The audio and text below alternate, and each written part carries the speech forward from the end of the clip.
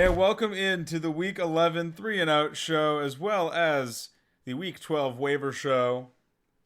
It's always kind of weird how you do the waivers for the corresponding weekend for the next week. I always got that wrong in my brain before. But we are bringing you guys both this week on this fine Thanksgiving week where a lot of us are going to be sitting in our homes and not actually going to see relatives for Thanksgiving because COVID. Yeah. Who would have thought in April when we started the show we would still be talking about COVID? Who would have thought in March when COVID first became like a thing in the U.S. we would still be talking about COVID in November? Honestly, actually, probably me. If only people could just stay inside for like a month. Just let it die. But no.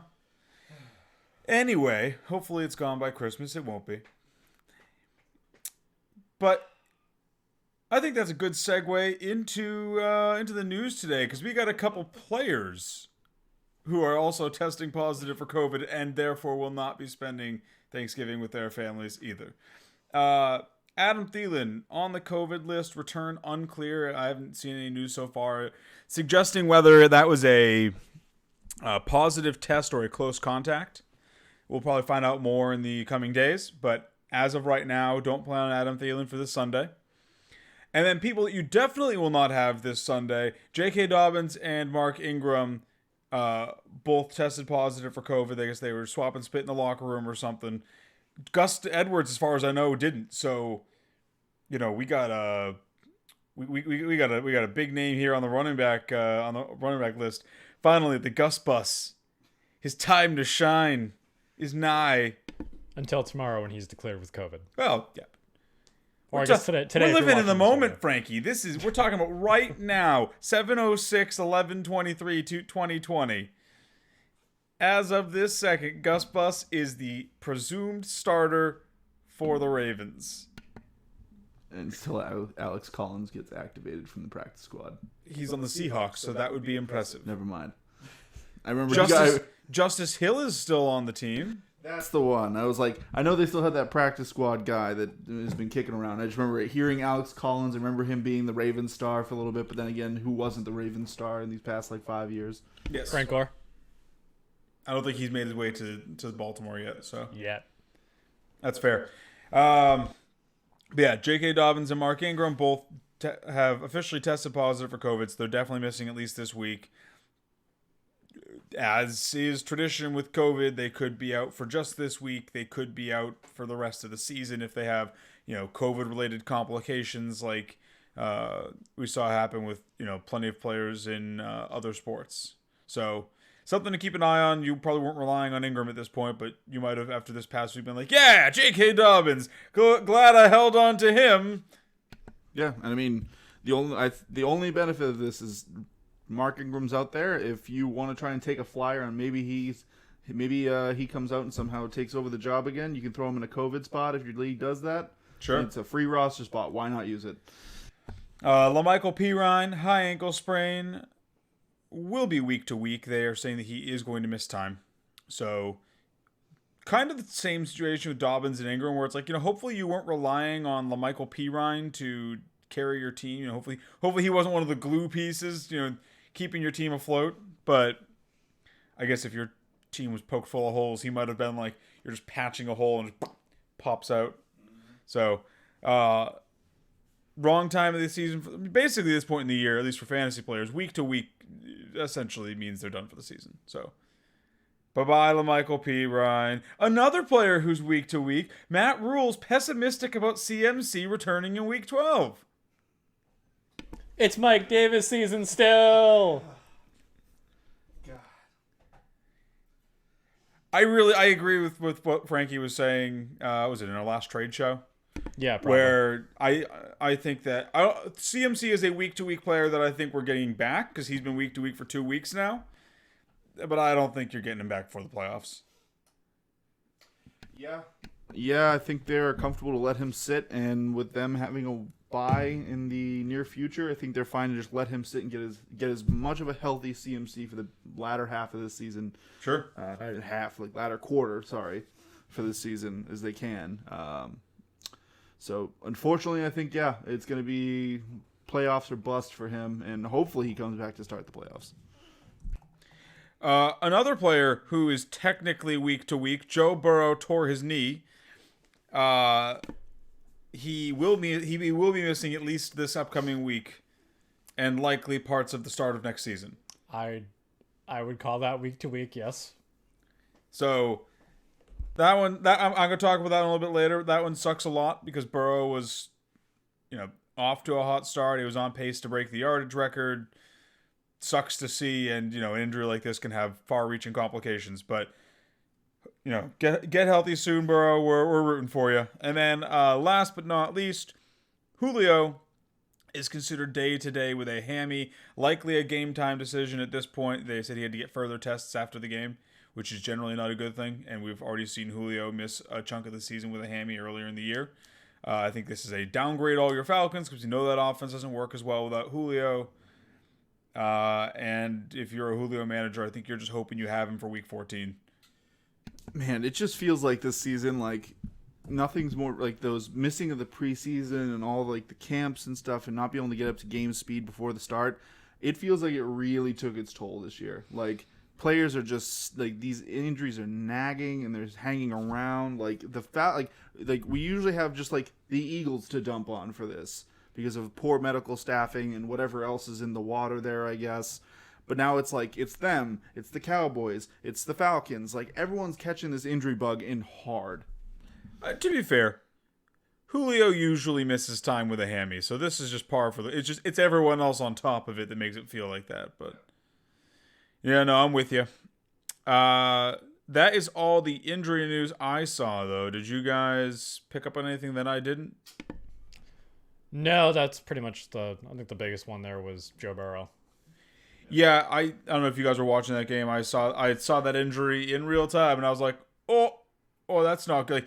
His knee bent the wrong way, like really low the wrong way. I was like, oh, it was ugly. You gotta feel bad for that, but that's football for you, I guess. At least he didn't get Alex Smith. Frankie, you want to take us away with the 3 and out? Sure, why not? Let's hold this tradition true, I guess.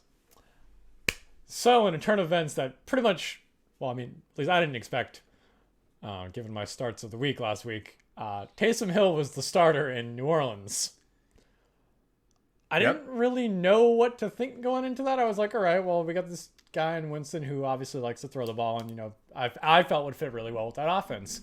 I didn't think twice about Taysom Hill because, I mean, he's always been kind of like that gadget play guy. I think he still is. And, I mean, he looks good out there.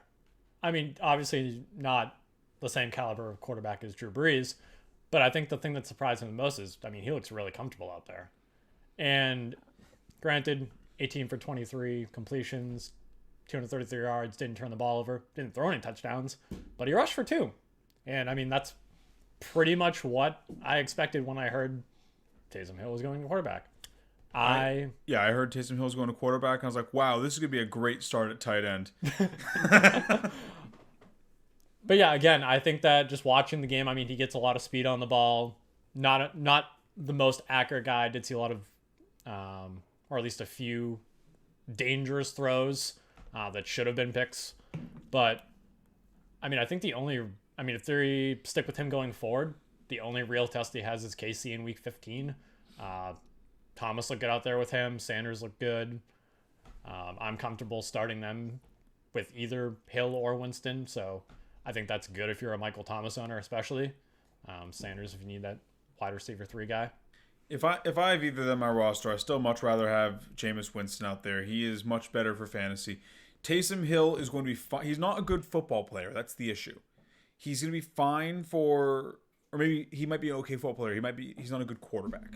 So he's going to be fine for fantasy managers if you're throwing him in the QB slot, or especially if you're on Yahoo or ESPN where you can throw him in the tight end slot. Yeah. I mean, he won me a few leagues this week because I got like 20 points out of my tight end, which just like doesn't happen unless you have Travis Kelce.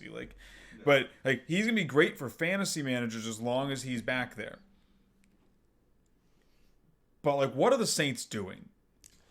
Yeah, this was a weird call by them. He doesn't look like a quarterback. He looks like a guy he looks like an NFL player who has spent some time at quarterback, so he at least knows how to throw the football, but prefers to run it. Yeah, he looks like that player who's a wide receiver or something on the team that knows and played some quarterback in college and can sling it for a trick. Like play. Lamar Jackson. Yeah, Lamar Jackson. I would say my better comp is gonna be like Julian Edelman and like guys like that, or Mohamed Sanu. And I was just throwing shade at Lamar Jackson being a running back playing quarterback. Yeah, but outside of the shade, no, like he did well for fantasy managers, and he at least kept the value for Michael Thomas. But I think he was out there. I feel like they overused him in the running game. Like his running has always been great because of its like out of nowhere kind of thing. He's not a running quarterback, and I think he's good. But the other thing you have to remember there was a critical. I mean, I wasn't worried about them losing the game, but they were pushing down the field, and then he sprinted off for an 11-yard carry and fumbled it at the end of it. Like, I don't know why they need him so much when they have two very qualified, competent running backs back there. They don't need to have him run the ball 9-10 times a game. Sure. So yeah, he actually was their leading rusher. Yeah, he was taking a lot of the critical carries. He was taking a lot of he was just taking a lot of that work, and his lack of, he wasn't even using all of his weapons. There's a little bit of salt in the wound as being the Kamara owner here, because he was basically ignoring Kamara as much as he could. Like, Kamara apparently said something in the locker room. He's like, "You're getting one target tonight." This was Kamara's first NFL game where he didn't catch a pass. Yeah. It's never happened before. I didn't ever really think I'd come to say this and very much mean it, but I miss Jameis Winston. I would so much rather him out there because I feel like he uses his weapons. He's a quarterback, and all the weapons were flourishing under him, and he was flourishing. And I think the Saints played better with him. I feel like Taysom Hill's just a step down, but he got the job done. So I'm hoping that they make the reversal and go with him if Bree's not ready to go for another week. Well, I do also think it's rather damning that he could only do 233 yards and no touchdowns through the air against the Falcons. Like, that's where you exploit the Falcons. Denver is a better defense than Atlanta. Like, at the end of the day, you might not think of them as much, but no, Denver actually looked good yesterday against the Dolphins. Right, they've been like a middle of the pack defense all season. Taysom Hill could get blown out of the water against Denver. Like, I'm not looking at him as a streamer next week. He's a gadget player. Sean Payton either Sean Payton's like secret love child, and he's just trying to nepotism his way into success, or he has like pictures on that entire Saints front office. I don't know which one it is, but it has to be one of the two, because that's the only reason that he goes back out there next week. It's obscene. We will see. Andy Dalton suited up for the first time since October 25th to take on the less than formidable Vikings defense. His brain is healed. 22 for 32 passing, 203 yards, 3 TDs. Dalton's looking good out there. They actually got a win. Didn't see him throw too many risky balls compared to Taysom Hill. Was able to get touchdowns to spread it around the offense. Zeke, Schultz, Liam. I think that the most important part of this game, though, is that, Zeke for the first time in pretty much about the same time span, a little bit longer, looked good. 103 on the ground. It was pretty much a Dalvin and Zeke show.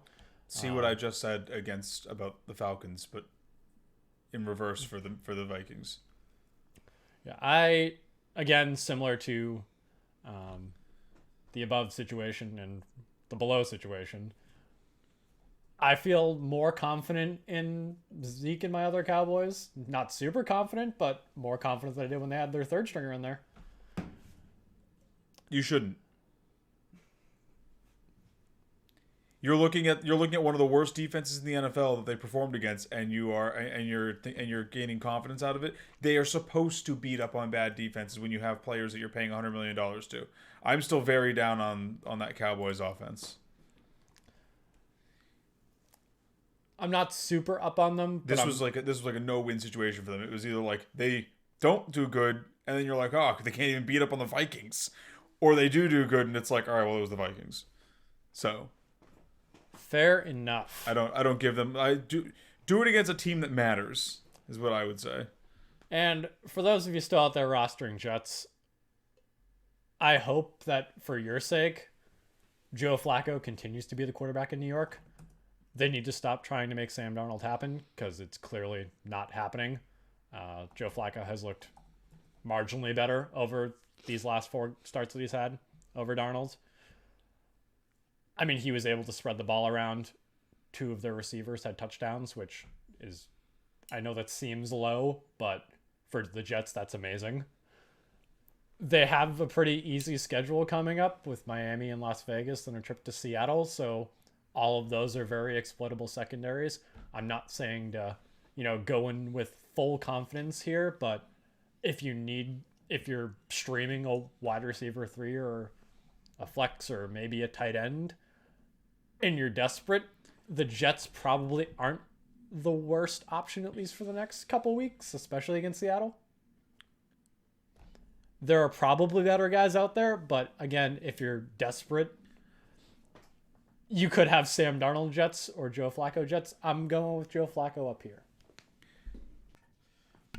I personally would love for the Jets to try and make Joe Flacco their guy, even for the rest of the season. Maybe, if they've lost confidence in Sam Darnold, as a Patriots owner, I would love to trade for Sam Darnold. You're a Patriots owner? Yeah, I'm a Patriots. Rob Kraft brought you in? I can't drop the one. As a Patriots fan, no, but as a fan of the Patriots, I would love to see this kid go. Actually, someone who feels like Sam Darnold has just gotten the raw end of the deal, especially because Gase is his quarterback, is his coach. Sorry, he's the quarterback of that coach. So I would love to see this kid get onto another team because there's a reason why he was a clear-cut number 1 pick. I think he's got the talent. He has the style of play of a quarterback that belongs in the NFL. I think he just needs a real team. Like, he's both had a crappy team and one of the worst head coaches we've seen. In him and Jeff Fisher just dueling it out to see who can be the worst. I don't think Gase is going to get the tenure to beat Fisher. Yeah, he's close. He's pushing it. I will say, Darnold isn't riding the pine because the Jets have lost faith in him. He still has lingering shoulder issues from his AC sprain earlier in the season. He's expected to get evaluated Wednesday to see if he can go this weekend. So it looks like they are still trying to get Darnold back out there. It seems like Darnold is still their guy, for better or worse. I can't for the life of me see why. He's still young. They clearly just want to commit to their high value, but young quarterback, and squeeze every bit of juice they can out of him. See if they can turn him into something. So I know you've been more on the flipping quarterbacks in the draft kind of thing. Yeah. If the Jets are sitting at number 1 and Darnold isn't able to make it back on the field for the rest of the season, this is what Darnold puts out for this season. Are you drafting a quarterback at 1? Oh yeah, I think Trevor Lawrence is better than Sam Darnold. I would cut Sam Darnold and get Trevor Lawrence onto my team because I think that only one of them actually has a chance of being a 15-year All-Pro. I mean, Darnold could be a middle of the road guy, but I kind of view Darnold's ceiling as like Matt Stafford, not bad but not great. I mean, regardless of just skill aside, look at his health issues he's had over the past 2 seasons. Yeah. He can't stay on the field, then he's not going to be a good quarterback because he's not going to be there to play quarterback. Ultimately, I think the biggest issue the Jets are going to have in this offseason is that they haven't got rid of Adam Gase, so they don't actually know what any of their players are. It's really hard to make, and God forbid they keep Gase into the draft and let him screw this team up further. It's just the most Jets thing ever. But it's. He might be the one case where you could convince me that flipping him for a different quarterback, just restarting the process isn't a good idea, and it's just because honestly we don't know what Darnold is because he hasn't had coaching staff supporting him, so it sucks. But yeah, Frank, you got anything else? No, that's about it. I'll jump to mine then. I'm going to continue the quarterback train with a touching googly to Joe Burrow, because it turns out, as I said in the news, it's more than just the ACL that we all thought on Sunday. It's also an MCL and some other structural damage. And Zach Taylor has said that he hasn't even confirmed the full extent of the damage, beyond just saying that he's definitely done for the season. And I hate that because that sounds terrible. Like, ACL in the first place is never good. When you tell me it's also an MCL and other structural damage, and we haven't actually told you the full extent of the damage because we're keeping that under wraps for now. It's like, wait. Does he still have a knee? I have never heard a good thing about an ACL. Right, but this is so far beyond an ACL at this point. It's like, while you can come back from these injuries fairly... We just watch the clip. I just watched it. I hadn't seen it yet. Yeah. I just saw it in fast motion. Yeah, it's really bad. It was really bad. And it's like, I don't want to see it. I have to look, but I don't want to see it. It's like a train wreck. It's a chicken leg. It's a full-on chicken leg. And it's like, while the medical procedures surrounding ACLs have gotten pretty good lately, and you can come back in less than a year now in what used to be a potentially career-ending injury, it's like it sounds like there's so much damage to this knee that and he got absolutely crushed on the play too. So it's like, I'm worried about the damaged knee and the physical recovery. And, is he ever going to be able to be the same quarterback from a physical standpoint, but also a mental standpoint? I mean, like, for something like this to happen to, a rookie fresh into the NFL, he was already dealing with sort of like learning how to accept losing because he never really had to deal with that in college. And now he has to mentally come back from this. Like, we've seen injuries like this completely derail careers because quarterbacks get hit like this and they're never the same in the pocket. They're hearing footsteps, they're dumping the ball off, they never get comfortable again. Like this, if he comes back and looks good, it's a testament to Burrow. But like, this could legitimately be a career derailing injury, which is terrible because he looked like he was the real deal. He looked like he was going to be, jumping into that conversation with Russell Wilson and Patrick Mahomes as like the young guys coming up in the league. So I'm legitimately, I'm harboring some doubt about his career at this point because while I want to believe he's mentally tough enough and physically tough enough that he's going to be able to bounce back from this, it is going to be a, let's wait and see thing. Yeah, I mean, it is. The only upside to it is he's having this done in 2020 where there's been so many ACL repairs and whatnot, so it's not as much of a death sentence as it used to be. But, I mean, we've seen just recently with a guy in Teddy Bridgewater who had 2 ACL tears, granted it was back-to-back, but, like, the first one, we were all worried about it, and he came back and looked okay, but then he got the second one, and they were considering him just done. Yeah. Like, the fact that he got back and got to a starting job alone is, amazing, but...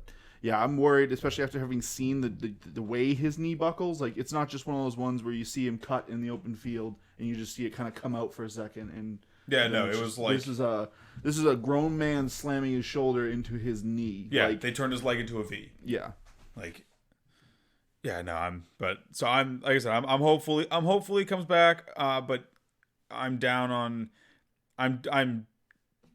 on Burrow at least for the meantime as far as a player in Dynasty, and I'm definitely degrading all of his weapons for the remainder of the year. I still want to roster Higgins and Boyd, I think, but their ceilings are lower than they were.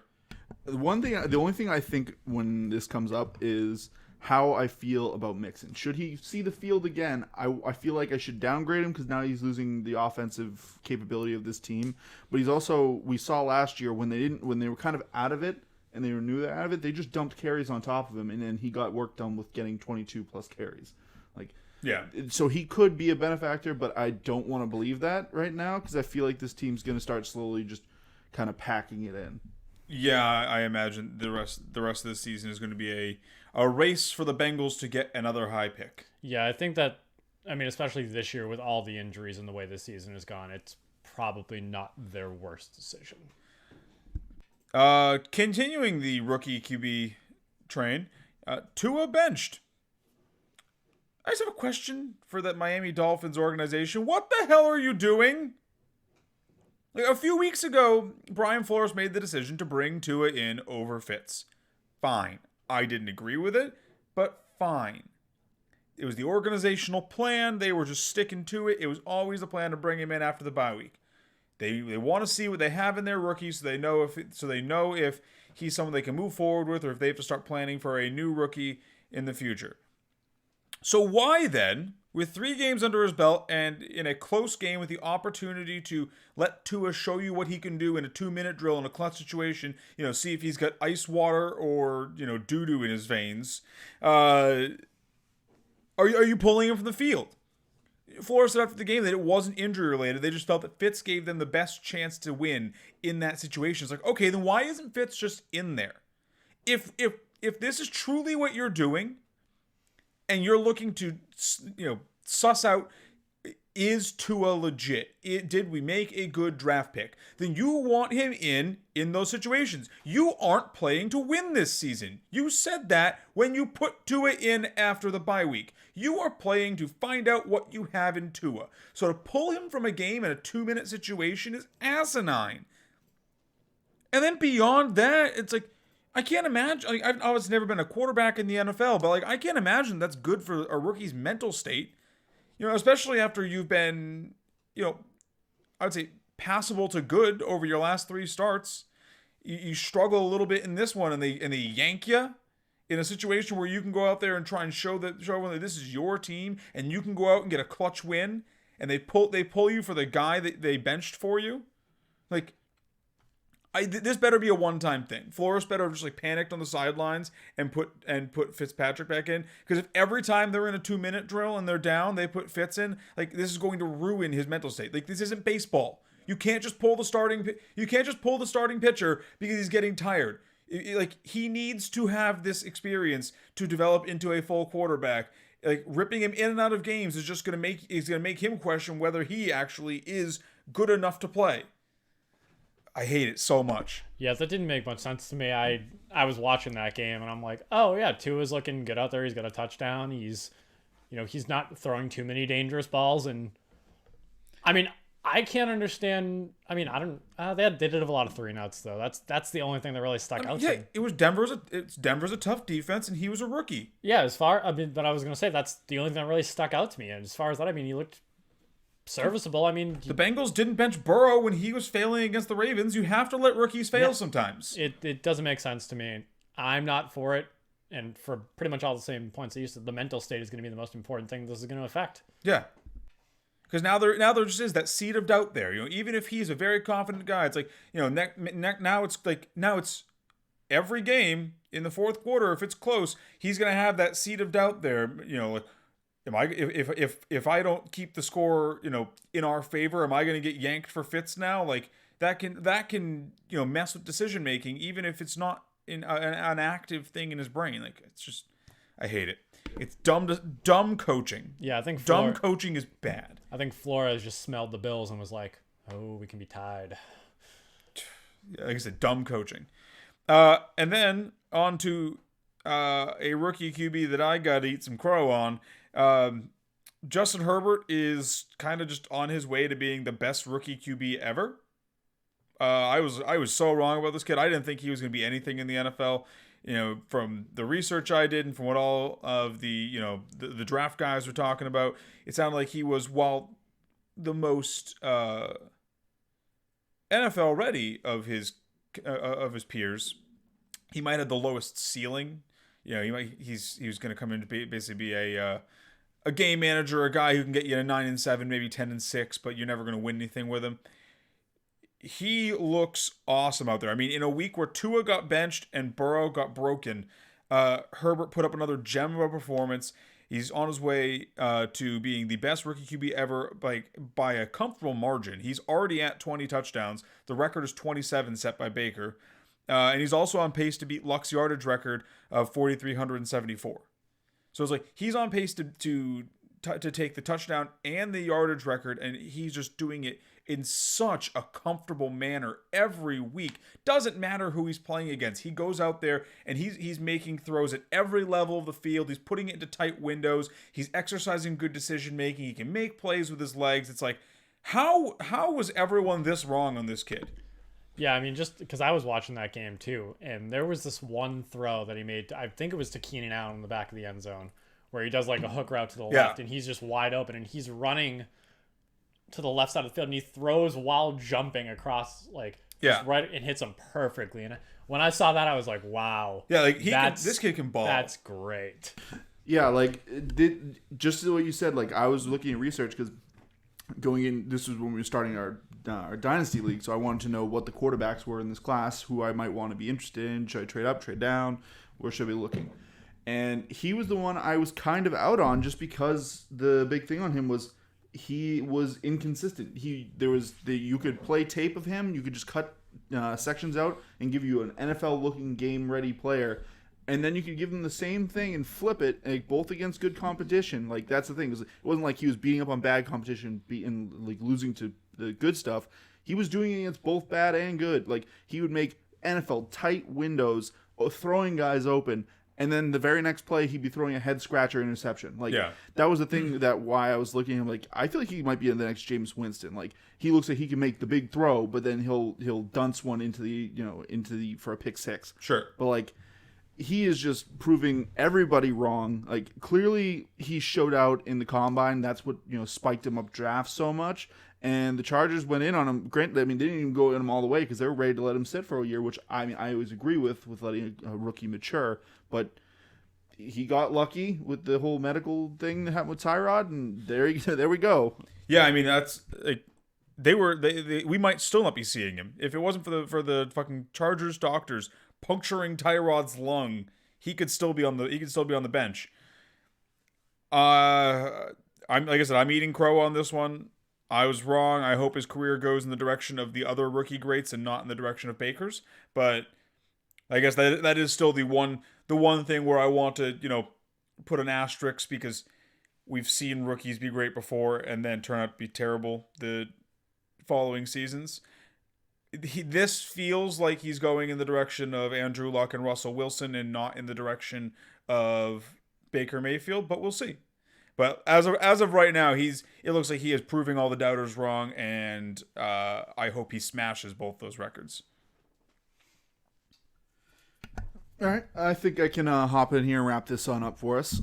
So, speaking of a quarterback that showed out in his first year and not so much in the second year, I missed me some Gardner Minshew. I miss Teal Steele so much. Like, he is just such a good product for the NFL. He can play. He's got the attitude. Like, he's someone you can like as a fan. You don't even have to be a fan of the Jaguars to like him. He's got the look, the cutoff jeans. He's got a sweet nickname. Like, everything about this guy. And unfortunately, it was an injury that, I want to believe it was an injury that kind of derailed the season for him. And I was in on the Lutton train after that first game where he, was serviceable. I mean, he was a late draft pick, if undrafted at all, but he's a rookie. And he walks into the Steelers as kind of a, let's see what you can do, kid, kind of matchup. And he's more Nathan Peterman than he is Gardner Minshew. Like, I didn't expect much. I didn't expect 4 interceptions. Like, woof, this kid was bad. Granted, this is the best defense, one of the best. I'll at least say with a caveat on that. But 16 completions for 151 yards and 4 interceptions, like, woof. Like, the fact that they let him throw the ball 37 times is astounding to me. And I think mini golf clap to James Robinson, who was able to at least average 4.3 on the ground. Like, I don't know how he did it. I know he had at least one. He broke one off for 30 yards to kind of buoy that. But, like, the fact that he could get anything done with his quarterback laying an absolute goose out there. Like, it looked bad, and the Steelers made this team look like a joke. Like, I want Teal Steele back. I want him back now. I think he's one of those players. He's just good for the league in all facets. So, not really breaking news, but relevant because we were just talking about Taysom Hill. Assuming he keeps starting for the Colts, ESPN as of 49 minutes ago stripped him of his tight end status. So, fantasy managers out there that were getting cheeky and starting Taysom at tight end, you no longer can do that.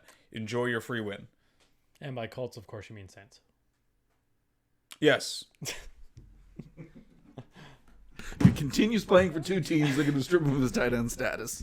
Yeah, he is being stripped of the tight end status on ESPN. He didn't have it on Yahoo, or on NFL, so now it's just Yahoo of the big 3. Sorry, continue your points. I just wanted to announce that. No, like I said, that's just it. It's just, I miss me some Teal Steele so much. But moving on to another quarterback who had a solid day. Like, balled Box score wasn't that pretty, but PJ all day, as I'm affectionately calling him, went from XFL star to winning NFL quarterback. He'd been cut so many times in this league. Finally got a start after showing out in the XFL, and he gets to goose the Lions. Like his ending stat line wasn't anything hot with a touchdown and 2 picks, but you look at that touchdown, it was a dart placed exactly that right where he needed. Like just on stride. 258, 1 touchdown and 2 picks. I think we can hold off on giving him a nickname. Well, I won't. So there you go.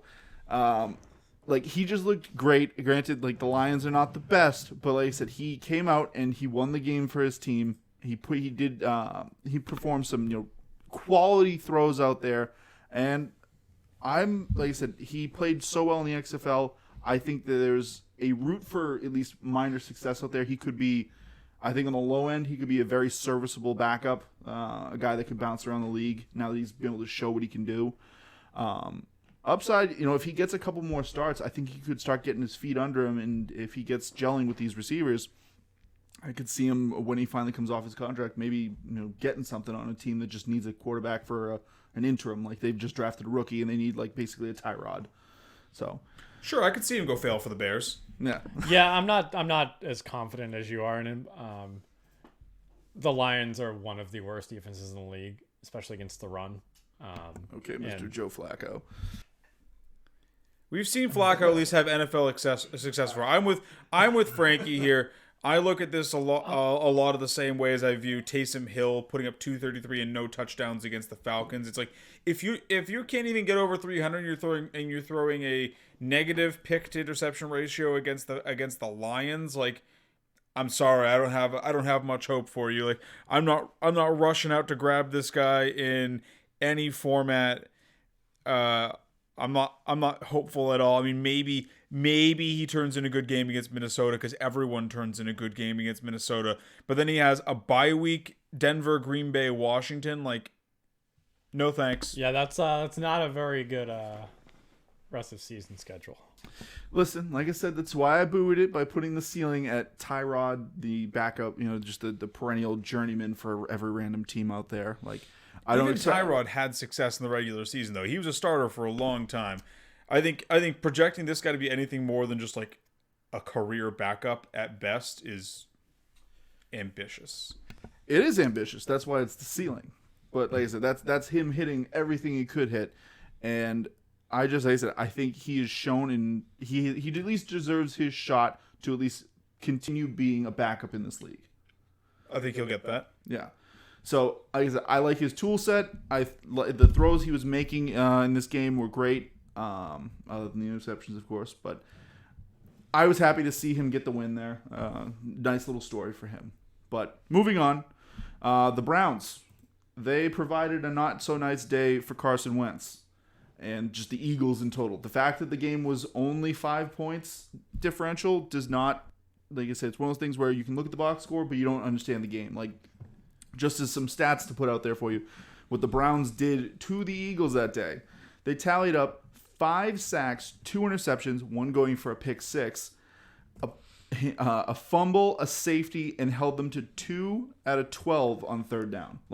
They just smacked the Eagles up and down the field all game, and the fact that the fact that their offense couldn't produce at all, that's a detriment to Baker and what they're putting on the field. Like the fact that they had Chubb and Kareem Hunt out there, and they could only and they got a defensive touchdown. They could only barely beat them. Like, sad for the Browns, but even worse for the Eagles, who finally started getting their weapons back. And Carson Wentz goes out there and looks this bad. Like, putting up against, like I said, the Browns are good, but 235, 2 touchdowns, and 2 interceptions. Like, this is just not really acceptable. And I think Carson Wentz gets much more of a pass because of all the injuries he's had. And he looks good. He was almost the rookie. He had an MVP season. He was almost the rookie of the year. Like, there's just so much more goodwill, and I feel like there's a lot of quarterbacks that get flack that people are saying to pull their jobs, but yet Wentz is just like, no. Wentz is fine if he wasn't getting injured, if his players weren't getting it. Like, it feels like there's so much excuse making for Wentz,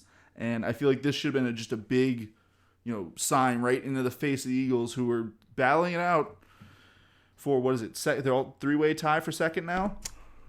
Yes. Yes, a three-way tie for second. And it's As we all expected, the Cowboys are leading the NFC East. with 3 wins. Yep. As we all expected, they are back to the top of the NFC East. They are winning it just like they should have been all along. Because of a tie. I admit nothing. That would just be the most, I don't know. That would be just, the worst thing if you win a division because you tied. Everyone ends with the same wins, but you tied, so you get in, ugh. But, no, the Eagles need to figure something out. They need to be shopping around. They need to be looking for a quarterback. Maybe they can get all day. I don't know. But, moving on. Hey, I hear Dak's available after this season. Oh, I know Frankie would love that. Taking him from your rival. I look at this division and I'm just like, whoever makes the playoffs is going to have 6 wins. Probably.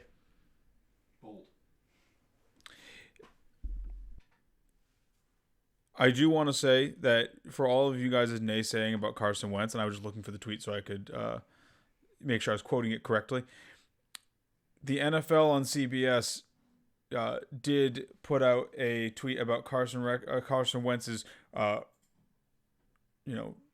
league-leading statistics. It's hard to lead the league in anything, but Carson Wentz is leading the league in 2 stats right now: interceptions and fumbles.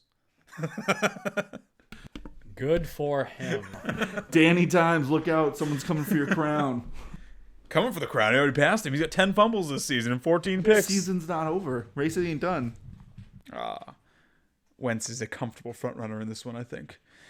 Yeah, no, it's bad. On the upside, though, Doug Peterson has confirmed that he is not considering benching Carson Wentz. So,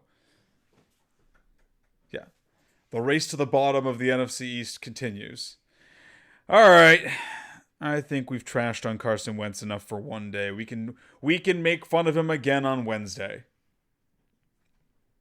Let's jump over to the waiver wire section. It's a lukewarm week for waiver wire stuff. There's no quarterbacks to mention this week. If you're looking for a streaming option, Derek Carr's probably your best bet. Either him or Tua. Tua gets the Jets this week, so I think you can comfortably say that he won't get benched this week. I wouldn't be so sure, but continue. Sure. I mean, yeah, I guess Flacco could come out and throw for 3 touchdowns sling again. it, and yeah, and it could be 24-21 Jets going into 2 minutes left, and Brian Flores just like, get him out of there! Just yanks the hook. Yeah, but I would probably go Tua over Carr if I have to pick a streamer this week. Target that Jets team, who officially got eliminated from the playoffs, first team in the NFL to do so.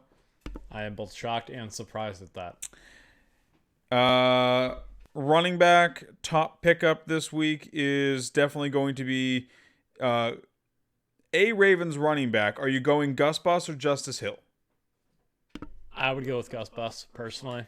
Gus Bus is available, he is rostered in 7.3% of leagues. Justice Hill in 0.2%. So they're both pretty widely available.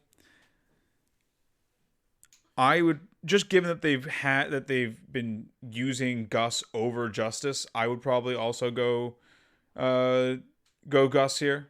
They were keeping 3 running backs active, so if Justice couldn't even play his way into one of those 3, ahead of Mark Ingram, I'll go Gus.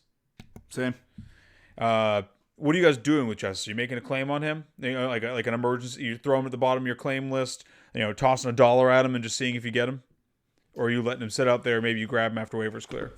It depends what my roster looks like. If I'm seriously hurting for a running back, maybe I throw $1 at him. But if I don't have anybody who's seriously injured or COVIDed, yeah, that's an official term, by the way. Sure. Then no, I'm good. Okay.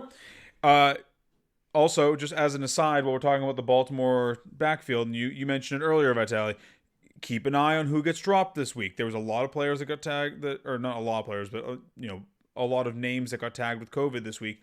Thielen probably can't get dropped. I imagine he's undroppable in most leagues, but there's a good chance that, especially in leagues that don't have an internal COVID list where you can safely slap your COVID players so you don't have to drop them. Good chance that Dobbins and Mark Ingram get cut in leagues this week.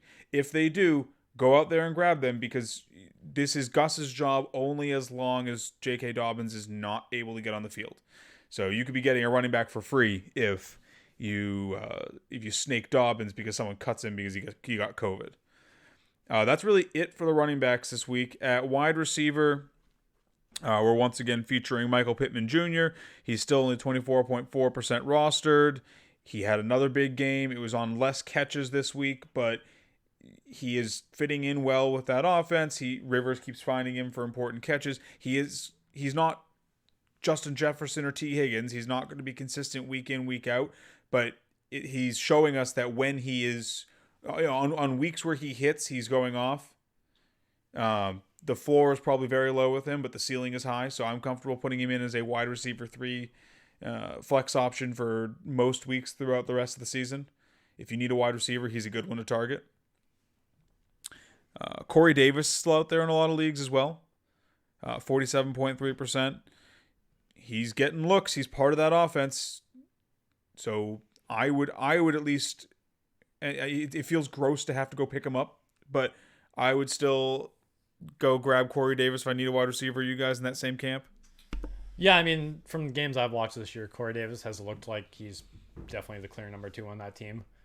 If you want to kind of just juggle him with Jonnu as far as targets go. But, I mean, in games that he's been healthy, he's looked good, especially against tough defenses too. Like Pittsburgh, he looked pretty good. I don't see a problem if I'm in need for a wide receiver. Throw a couple bucks at him, or even just see if he clears waivers if you don't really need him that bad. I mean, Corey Davis is unlikely to clear waivers, but I think he's been playing well enough that someone's going to make a claim on him if they need him. And then I think for a dart throw person this week, what do you guys think of BC Johnson? And this is assuming that Thielen is unable to move forward. The Vikings aren't just going to have Justin Jefferson out there. BC Johnson's next in line. Are you guys throwing a claim at BC and just hoping that Thielen, misses a week on the COVID list? I'm still not super comfortable with him, just because of the way that passing attack works. Sure. We know Kirk doesn't like to throw the ball a lot, especially if Dalvin's playing hot. But that's a risk any week. Well, that's why I'm just adverse to. I mean, other than Thielen. So are you not claiming him then? No, I'm not. Okay.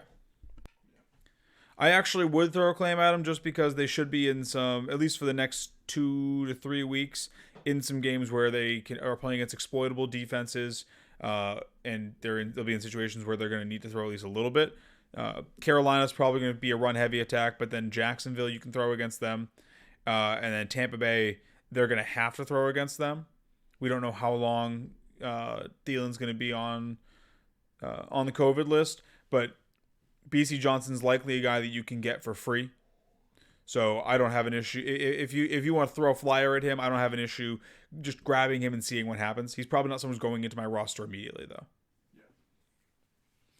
And then at tight end, we don't really have anyone at tight end this week. I'm just going to say Logan Thomas if he's still out there. The always honorable Logan Thomas. Maybe Dalton Schultz if you believe in the Cowboys resurgence. Yeah, Logan Thomas, he just had a bad week, so he might be somebody you wait for after waivers. He might get dropped for someone else. As is tradition at tight end. Yep. So you could go scoop him for free. And then, as we stated last week when we recommend our defensive stash of the week, for this upcoming week, you want the Chargers. As is tradition. Any other defenses that you guys are targeting? Any other streaming defenses for Week 12? No, for me, I mean, personally, I have the Chargers in both of my important leagues, so I'm happy with them. I haven't really been looking for anybody else. They've been a pretty decent defense all year. Yeah, they're one who keeps bouncing off the waiver wire, but they've got a nice little schedule running through the rest of the season. So, Washington, if they're out there, I guess Dolphins this week, they're probably not out there, but if they are, Dolphins do get the Jets. Saints get the Broncos, so those are two defenses that also could be, and Saints are more likely to be out there also. So I would say Saints are probably the bottom of the list one. If you picked up Browns to exploit this matchup, you could probably roll them again against Jacksonville. Yeah. Well, I think that'll do it for the waiver show here, guys. Join us on. We're filming Wednesday, so it's Thursday. Join us on Thursday when we are releasing the countdown show a day early this week because we are not filming on Thanksgiving. So the countdown show will be out a day earlier than it usually is this week. And as always, in the meantime, if you have any questions, make sure to reach out to us on social media. Easiest way to contact us is on Twitter, either through the show Twitter or our personal ones. You can see all of those tags somewhere here on the screen. I just pointed to all of them. Yes. And be sure to subscribe, like this video, subscribe to the channel, share it with friends, family, neighbors, the turkey before you stick it in the oven. Maybe you put it on for the couple hours it's in there so the turkey has something to watch. Maybe if you go to the farm, see those live turkeys that they have a shit ton of left. Yeah. Share with them. them. We're not picky, and the more viewers we get and the more subscribers we get, the easier it is for us to put out more content for you guys. So, aside from that, hope you guys all have a safe and COVID-free Thanksgiving if you are visiting family, and we'll see you guys on Thursday.